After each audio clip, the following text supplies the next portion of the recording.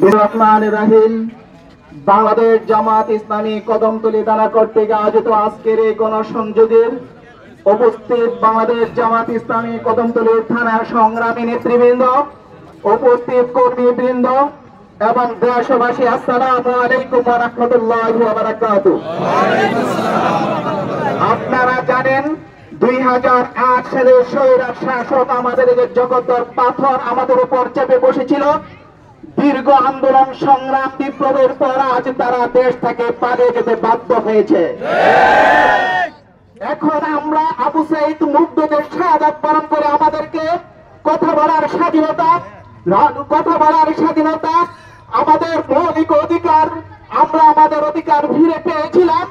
কিন্তু বর্তমান পরিস্থিতিতে আবার কিছু কিছু লোক সেই স্বৈরাচারের চরিত্র ধারণ করার চেষ্টা করেছে।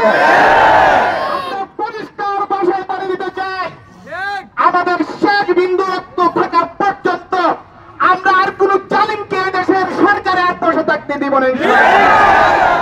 আমরা আমাদের জীবনের সর্বোচ্চ রক্তবিন্দু দিয়ে আমরা এই বাংলার বাংলাদেশকে মদিনা রাষ্ট্রে স্থিত করার চেষ্টা করব ইনশাআল্লাহ।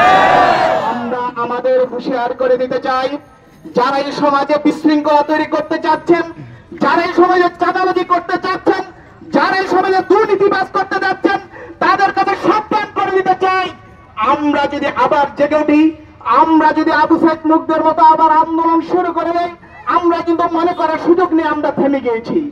যতদিন পর্যন্ত ন্যায় বিচার প্রতিষ্ঠা না হবে, যতক্ষণ পর্যন্ত কোরআনের শাসন না কম হবে, কতক্ষণ পর্যন্ত দুর্নীতিমুক্ত সমাজ করব, যতদিন পর্যন্ত চাঁদাবাজ সমাজ করতে না পারবো, ততক্ষণ পর্যন্ত সাধারণ মানুষকে নিয়ে আমরা আন্দোলন চালিয়ে যাব।